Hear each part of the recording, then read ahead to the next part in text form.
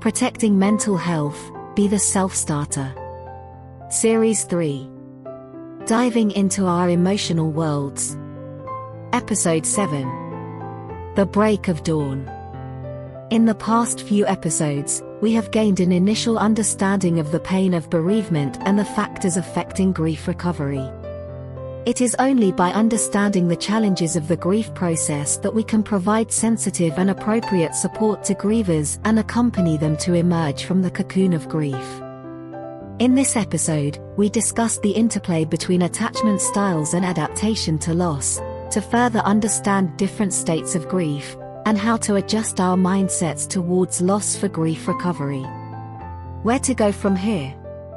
Grief counseling research shows that most grieving people can recover from their grief. However, some grievers get stuck in the grief process. Through the lens of looking at the interplay between attachment styles and adaptation to loss, we may have a better understanding of where the grievers are situated.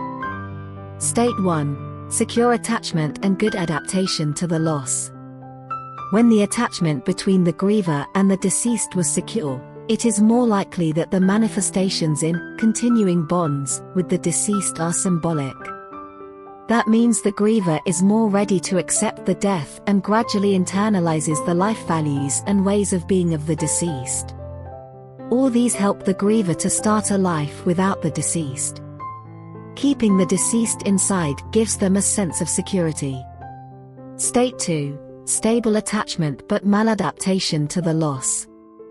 Although the attachment between the griever and the deceased was secure, the griever may still have difficulty accepting the death of the deceased. This may be because the griever is in the early stage of the grieving process and needs more time to adjust to the pain of the loss. However, after post-loss for 6 months or more, if the grieving person still has trouble getting over the loss, and the mood state is deteriorating, we need to consider if other factors such as personal health, changes in the environment or lack of support affecting the grief journey. State 3. Insecure attachment and maladaptation to the loss. If the attachment style with the deceased was insecure, such as being avoidant, anxious, or disorderly, studies show that some grievers may experience hallucinations that affect them from starting a new life without the deceased. People in this situation need professional help such as psychotherapy or grief counseling to help them. State 4. Insecure attachment but good adaptation to the loss. Although the attachment style between the grieving person and the deceased was insecure, the griever adapts well to deal with the difficult and conflicting emotional bond with the deceased. This is achieved through reflection, sharing with close friends or professionals, and the griever chooses to end the unresolved relationship with the deceased, and start a new life without the deceased.